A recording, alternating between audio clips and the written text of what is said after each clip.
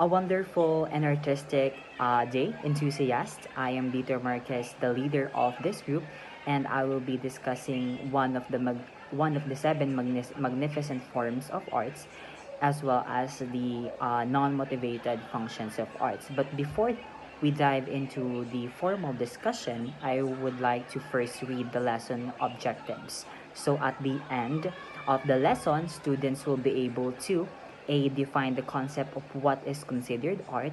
Letter B. Express various artworks in different modalities. And letter C. Utilize students' awareness and sensitivity to uh, the state of arts and culture. Here, I will be discussing one of them, which is literature. So, what is literature? So, according to Lombardi 2020, literature is a term used to describe written and sometimes spoken material. Literature most commonly refers to works of the creative imagination, which includes poetry, drama, fiction, nonfiction, and in some instances, journalism and song. So, in the context of Philippine literature, we have so many wonderful pieces to offer. Like in part of Luzon, we have the I Saw the Fall of the Philippines by Carlos P. Romulo.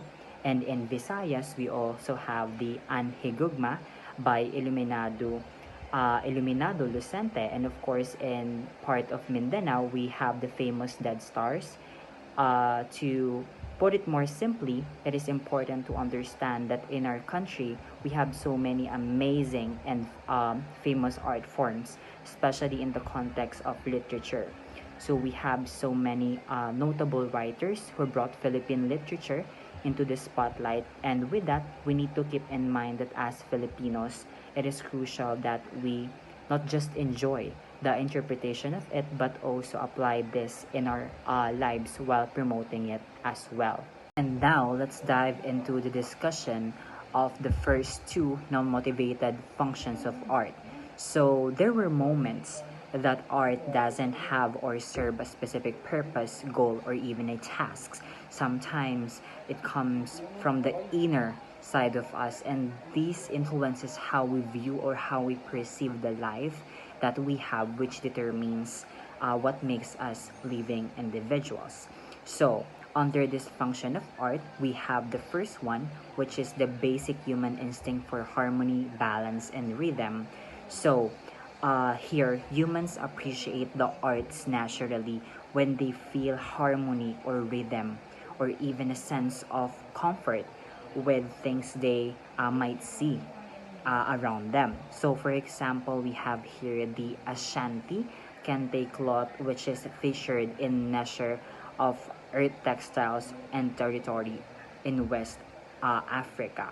So, as we can see in the picture above, so the patterns and colors presented in Kente cloth present a balance design that depicts how people naturally enjoy beauty in every art form they encounter.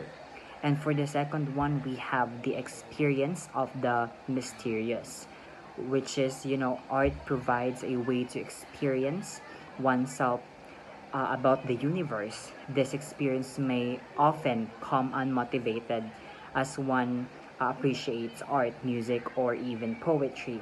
So, art motivates us to have a deeper appreciation of life through questioning things like why we are living and why are we here in this world, for example. So, art provides us with a chance to appreciate the beauty of life and at the same time connect to something bigger than us. So, Albert Einstein stated that the most beautiful thing we can experience is the mysterious. It is the source of all true art and science. So, this line from the great philosopher Einstein encourages us to think deeply and feel the emotions of the art, trying to emphasize to its audience. So, the other two parts of this function of art will be presented by the next group, which is the group 4. Good day everyone, I'm David Jean Arquez and today I will discuss to you the first two motivated function of art. But first, let me explain to you what motivated function of art is. Motivated purposes of art refers to intentional, conscious action on the part of the artist or creator.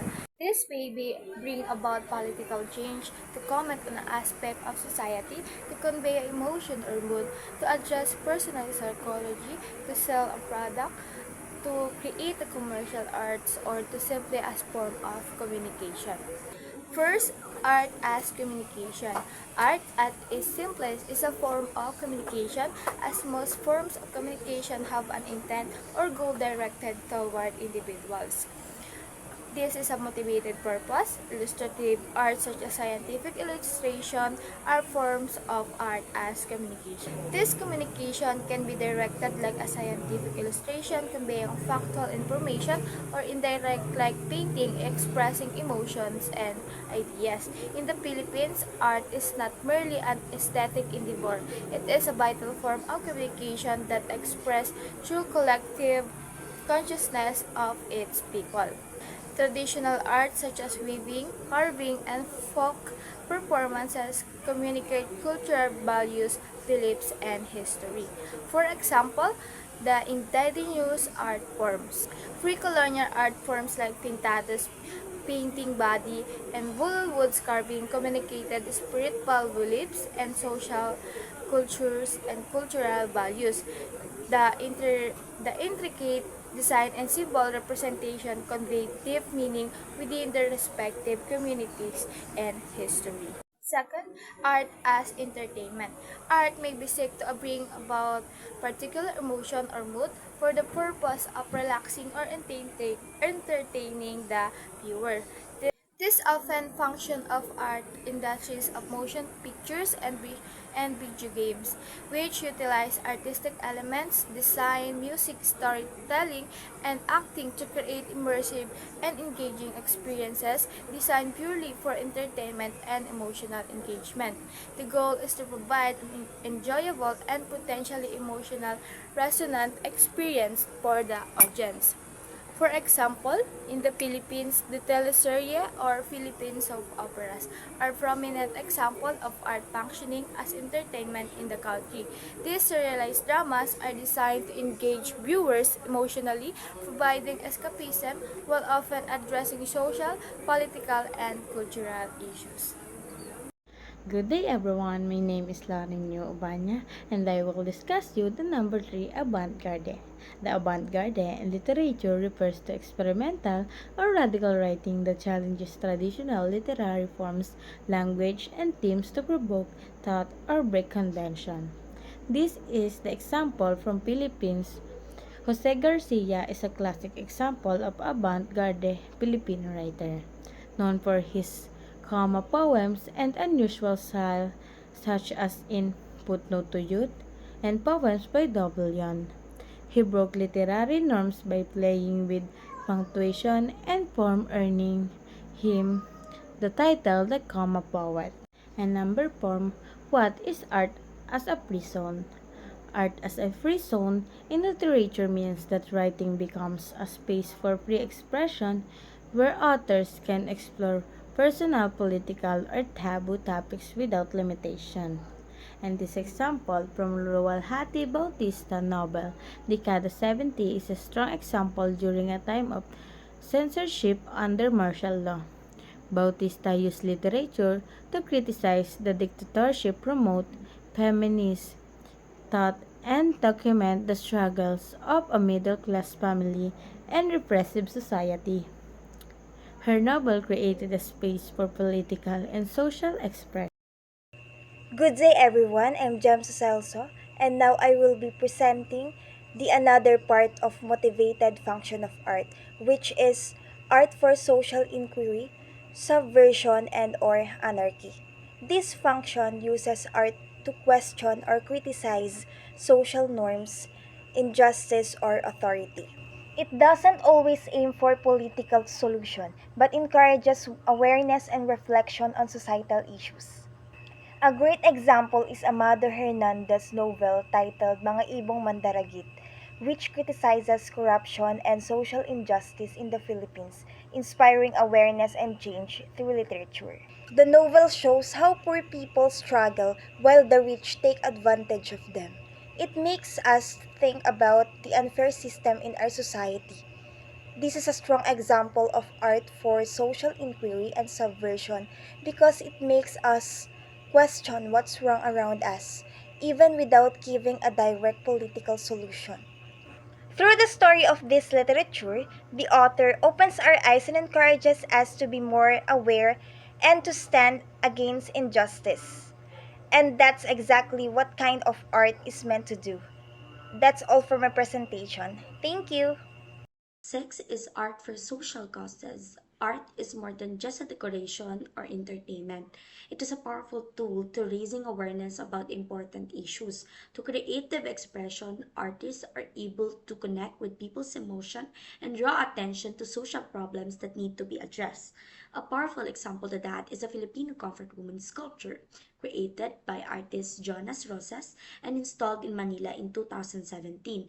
It honors the Filipino women who were abused during the World War II. The statue wears a blindfold, which symbolizes the injustice and the long fight for truth and historical recognition. This artwork serves as a lasting reminder of their painful stories and encourage us to continue to call for justice and acknowledgement of their experiences. For 7, art for psychological and healing purposes. Art is not only used for expression but also for healing. In art therapy, the goal is not to create a perfect work, but rather help people process emotion and experience through creative activities. In the Philippines, Majes Creative Spaces, a therapy center in Alabang, Muntinlupa, founded in 2013, offers expressive art therapy for children, teens, adult, and family. Sessions include activity to clients who struggle to express their emotion. During the COVID-19, Magis expanded its services through online session, helping children and families manage stress, anxiety, and even isolation.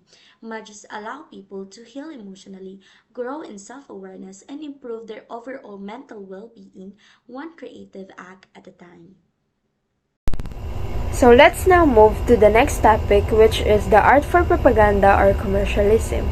Art is often used for propaganda and advertising to shape public opinions and emotions, guiding viewers towards specific emotional reactions to ideas or items, similar to how it guides viewers. So in this artwork is a powerful example of propaganda art used to manipulate emotion and national identity. It tried to persuade Filipinos that supporting Japan meant achieving independence, even though Japan's real goal was domination, not liberation. So this propaganda art example is the image from World War II, specifically designed to influence the Filipinos during the Japanese occupation of the Philippines in 1942 to 1945. So let's now move to the next topic, which is the art for commercialism.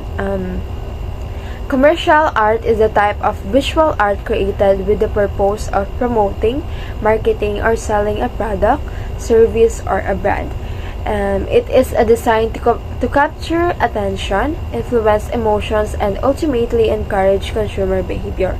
So in this, just like propaganda, a commercial art uses emotional triggers to influence decision making, but the goal is to sell something.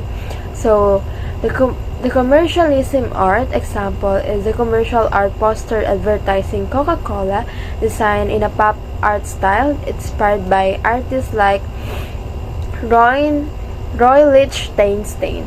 So the last topic is the art as a fitness indicator. Art as a fitness indicator. It has been argued that the ability of the human brain by far exceeds what was needed for survival in the ancestral environment. So in this, art reflects the artist's physical and mental strengths and aims to influence the viewer's emotions or thoughts. Activities like martial arts and dance can also be forms of art. So that's all. Thank you for listening.